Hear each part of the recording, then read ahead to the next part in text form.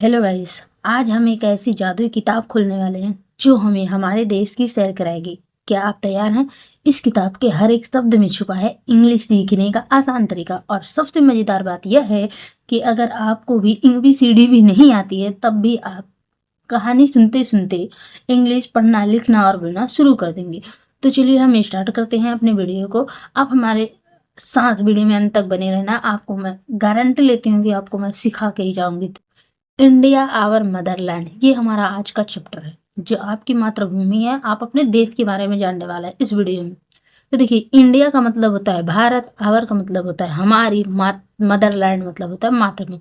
तो इन भारत हमारी मातृभूमि, ठीक है। इसी के बारे में, इस इंडिया के बारे में सारी जानकारी इसमें छुपी हुई है, इंडिया का रहस्य। तो इससे आपको इंग्लिश बोलने, लिखने, सीखने, पढ़ने में बहुत मजा आएगा।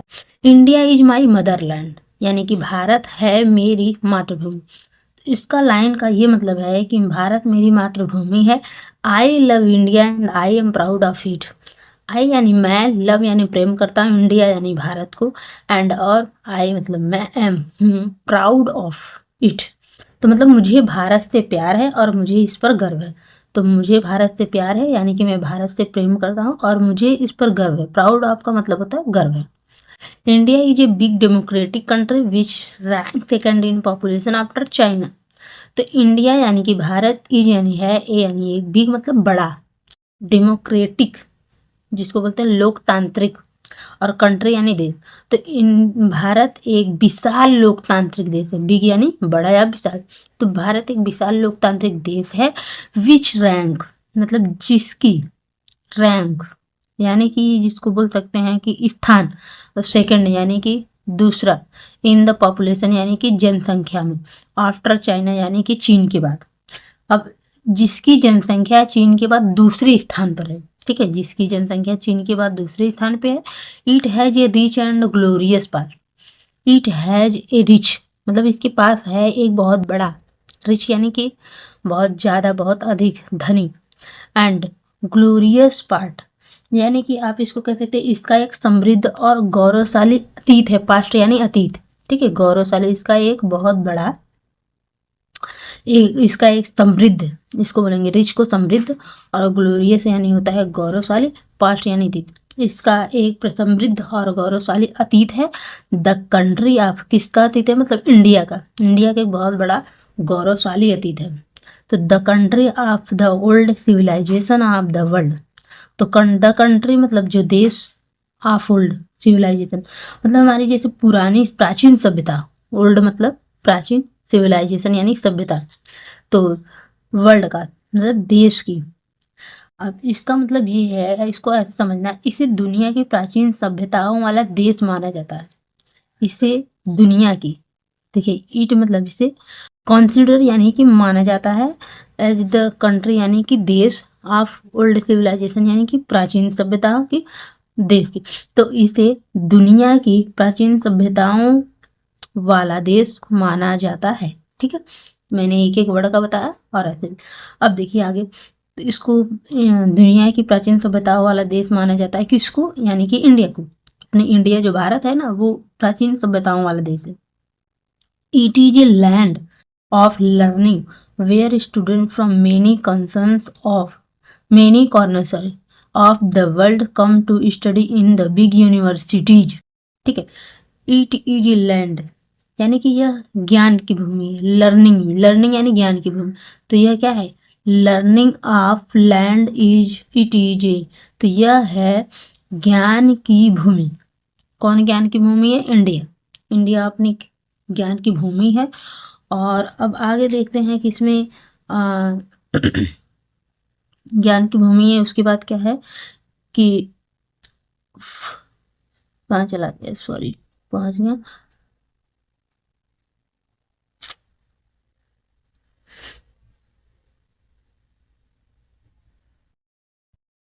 where students from many corners of the world come to study in the big university।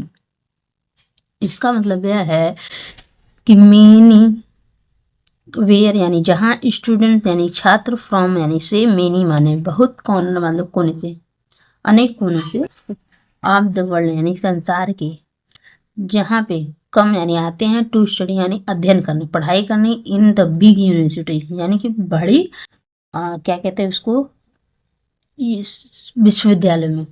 ठीक है, तो अब आप ये कहेंगे कि जहाँ दुनिया के विभिन्न कोनों में, ठीक है, जहाँ ये दुनिया के विभिन्न कोनों में, जहाँ यानी कि इंडिया में दुनिया के विभिन्न कोनों से छात्र बड़े विश्वविद्यालयों में, ठीक है, ये बड़े विश्वविद्यालयों में पढ़ने आते हैं। जहाँ दुनिया के, अब इसको ऐसे समझना है कि इसे दुनिया की प्राचीन सभ्यताओं वाला देश माना जाता है, यानी कि इसको भारत को दुनिया की प्राचीन सभ्यताओं वाला देश माना जाता है। यह ज्ञान की भूमि है और यहाँ दुनिया के विभिन्न कोनों से छात्र बड़े विश्वविद्यालयों में पढ़ने आते हैं। ठीक है, अब तो आते हैं कि जाते हैं पता नहीं, लेकिन इसमें बहुत अच्छे से वर्णन किया गया है भारत को। तो भारत को जानते हुए उस कड़ी में आगे बढ़ते हैं। तो अगली लाइन है, it is famous for its various unique and diverse culture and tradition. It is famous यानी यह प्रसिद्ध है, फॉर इट्स वेरियस अपनी विभिन्नताओं के लिए, ये किसके लिए प्रसिद्ध, अपनी विविध, यूनिक और अपनी विविध, यूनिक एंड डाइवर्स कल्चर। अब इसको ये कह सकते हैं कि यूनिक है, अद्वितीय है, डाइवर्स कल्चर है यानी कि विविध संस्कृतियां हैं, एंड ट्रेडिशन और परंपराएं हैं। अब यह अपनी विविध संस्कृतियों और परंपराओं के लिए प्रसिद्ध है, यह अपनी विविध संस्कृतियों और परंपराओं के लिए प्रसिद्ध है। ठीक है, तो यहाँ दुनिया के बड़े बड़े विश्वविद्यालयों में दुनिया के हर कोनों से छात्र पढ़ने भी आते हैं और यहाँ विविधता बहुत है, यानी कि यहाँ अलग अलग कल्चर है, परंपराएं, संस्कृतियां हैं, भाषाएं हैं। ठीक है, अब उसके बाद some peoples in the abroad as well follow the Indian culture and tradition. Some people मतलब कुछ लोग, ठीक है, कुछ लोग इन द अब्रॉड यानी विदेशों में भी कुछ लोग, as well follow the Indian culture मतलब विदेश में भी कुछ लोग भारतीय, इंडिया के, भारत की कल्चर को यानी भारत की संस्कृति को और परंपरा को फॉलो करते हैं यानी कि अनुसरण करते हैं। तो विदेश में भी भारत की संस्कृति और परंपराओं का पालन करते हैं, अब्रॉड यानी कि विदेश में भी, तो अब्रॉड एज वेल फॉलो। ठीक है, तो यहाँ पे बताया जा रहा है कि भारत की जो संस्कृति है, जो कल्चर है, तो विदेश के लोग भी फॉलो करते हैं। Various invaders come and stole the precious things of India।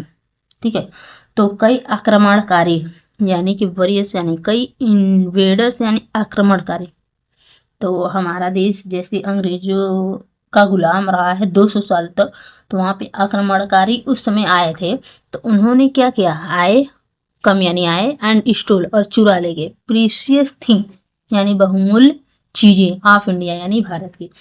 तो कई आक्रमणकारी आए और भारत की बहुमूल्य चीजें चुरा के लेके चले गए। ठीक है, तो ये पहले की बातें भी बताई जा रही हैं कि भारत में पहले बहुमूल्य चीजें बहुत थी, उसको आक्रमणकारी आए और लूट के चुरा के लेके चले गए। उसके बाद some of them made it a slaved country, however various great leaders of the country become successful in making my motherland free of British in 1947। It is a slave country. अब यहाँ पे आपको बताएं, इट यानी यह, is यानी है, हाँ देखिए, some of them made it a slave, some यानी कि कुछ ने, मतलब कि वो जो आक्रमणकारी आए थे उसमें से कुछ ने हमारी इन कंट्री, हमारे अपने भारत देश को स्लेव किया था, यानी कि स्लेव करने का मतलब होता है यहाँ पे कि उसको वो बना लिया था, दासी बना लिए थे, गुलाम कर लिए थे, स्लेव यानी गुलाम कर लिए थे, गुलाम बना लिए थे, तो उसमें से कुछ ने इसे गुलाम भी बना लिया था। हालांकि हाउएवर यानी हालांकि various great leaders of the country मतलब हमारे जो देश के, जब उन्होंने हमारे देश को गुलाम बनाया था, हालांकि हमारे देश के कई महान नेता, ठीक है, हमारे देश के कई ग्रेट लीडर यानी महान नेता जो थे 1947 में मेरी मातृभूमि को अंग्रेजों से मुक्त कराने में वो लोग सफल रहे, मेरी मातृभूमि को अंग्रेजों से सफल कराने में क्या करें, सफल हो गए थे। ठीक है। तो our country got freedom on 15th of August which is celebrated every year as the independent day. Our country got freedom मतलब हमारे देश को स्वतंत्रता 15 अगस्त को मिली, ठीक है। विच इज सेलिब्रेटेड और जिसको अब हर साल स्वतंत्रता दिवस के रूप में मनाई जाती है। पंडित जवाहरलाल नेहरू बिकम यानी कि बने द फर्स्ट प्राइम मिनिस्टर, पहले प्रधानमंत्री ऑफ इंडिया, यानी भारत के पहले प्रधानमंत्री पंडित जवाहरलाल नेहरू बने। It is a country rich in natural, it is मतलब यह है एक देश, रिच धनी, इन नेचुरल यानी प्राकृतिक। रिसोर्सेज का मतलब होता है संसाधन। तो इसके पहले मैंने बताया, इसका मतलब ये होता है कि यह यानी कि भारत प्राकृतिक संसाधनों से समृद्ध देश है। यहाँ पे प्राकृतिक संसाधन बहुत है, ठीक है, बहुत प्राकृतिक संसाधन, सारी चीजें हैं, पहाड़, पेड़ और जल, वायु, सूरज, समुद्र, ये सारी चीजें क्या है, प्राकृतिक संसाधन है। जंगल, पेड़, ठीक है, सारी चीजें यहाँ पे प्रकृति के रूप से दिया गया है, ज्यादा कुछ है, ठीक है। तो हमारे यहाँ प्राकृतिक संसाधन से हम समृद्ध हैं, भारत में प्राकृतिक संसाधन एकदम भरपूर है। It is growing continuously in the field of the technology, science and literature because of the eminent people of like Rabindranath Tagore, Sir Jagdish Chandra Bose, Sir C.V. Raman, Sri H.N. Bhabha, etc. It is growing continuously in the field of technology. अब यह रविन्द्रनाथ टैगोर, ठीक है, यह Rabindranath Tagore, sir Jagdish Chandra Bose और sir C.V. Raman और Shri H.N. Bhabha आदि जैसे प्रतिष्ठित लोगों ने, लोगों की वजह से ही प्रौद्योगिकी, टेक्नोलॉजी यानी कि प्रौद्योगिकी और विज्ञान और साहित्य, ठीक है, और कह सकते हैं कि के क्षेत्र में लगातार क्या होता रहा, बढ़ रही, साहित्य के क्षेत्र में लगातार आगे बढ़ रहा है कि हमारा जो देश है वो इनके जगदीश चंद्र बोस, C.V. रमन, श्री H.N. भाभा और रविन्द्रनाथ टैगोर, इन सब के इमिनेंट, ये जितने भी नाम हैं, जैसे प्रतिष्ठित लोग, इमिनेंट लोग यानी कि जो प्रतिष्ठित लोग थे, इन लोगों के कारण, इन लोगों के सहयोग से, इन लोगों की वजह से प्रौद्योगिकी, विज्ञान, ठीक है, टेक्नोलॉजी यानी प्रौद्योगिकी, विज्ञान और साहित्य में ये लगातार आगे बढ़ती रही हमारे देश। तो हमारा देश पहले बहुत विश्व गुरु था, लेकिन अब एकदम भिखारी हो गया और फिर विश्व गुरु बनाने की हम लोग कोशिश कर रहे हैं, शायद बन पाएगा, ये उम्मीद है। It is a peace-loving country where people of many religions follow their own culture and tradition as well as celebrate their festival without any interference. यानी कि यह है एक पीस, ठीक है, तो शांति प्रिय, लविंग कंट्री, ठीक है, तो यह है यानी कि भारत एक शांति प्रिय देश है, शांतिप्रिय देश है, जहाँ पे लोग कई अलग अलग कई धर्मों के लोग अपनी संस्कृति और परंपराओं को साथ साथ सेलिब्रेट करते हैं यानी कि मनाते हैं। दियर फेस्टिवल विदाउट एनी इंटरफेरेंस, अपने त्योहारों को बिना किसी रोक टोक के, ठीक है। तो भारत में कई ऐसा है जहाँ भारत ही ऐसा देश है जहाँ कई धर्मों के लोग अपनी संस्कृति और परंपराओं का पालन करते हैं और बिना किसी हस्तक्षेप के अपने त्योहारों को मनाते हैं। इंटरफेरेंस का मतलब होता है हस्तक्षेप के बिना, ठीक है।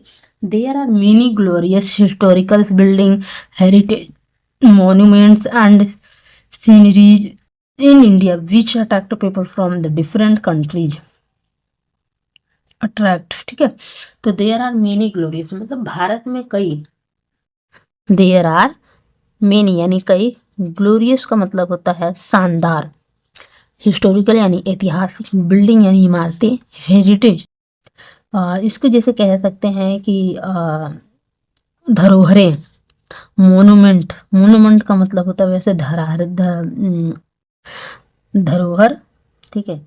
और इसको बोलते हैं दर्शनीय स्थल, एंड सीनीरीज, यानी कि ये हमारी जो देश है इसमें भारत में कई शानदार ऐतिहासिक इमारतें, धरोहरें, स्मारक और दर्शनीय स्थल हैं जो विभिन्न देशों के लोगों को क्या करती है, आकर्षित करती है। तो इंडिया विच अट्रैक्ट पीपल, जो अट्रैक्ट करती है, आकर्षित करती है डिफरेंट कंट्री, मतलब अलग अलग देशों के लोगों को, क्योंकि यहाँ पे बहुत ही ये देखिए, यहाँ पे आप देख सकते हैं ये एक भी मोनूमेंट है, विरासत है, धरोहर है, ठीक है। तो इसलिए यहाँ पे अलग अलग देशों के लोग यहाँ पे आते हैं। अब देखते हैं उसमें से सबसे जरूरी, सबसे बड़ा कौन सा है, the Taj Mahal is a great monument in India and is known as the symbol of internal love. Kashmir is known as heaven on the earth. तो ताजमहल है भारत का एक महान स्मारक, एक ग्रेट मोन्यूमेंट यानी महान स्मारक है। भारत का ताजमहल भारत का एक महान स्मारक है और इसे शाश्वत प्रेम का प्रतीक भी माना जाता है।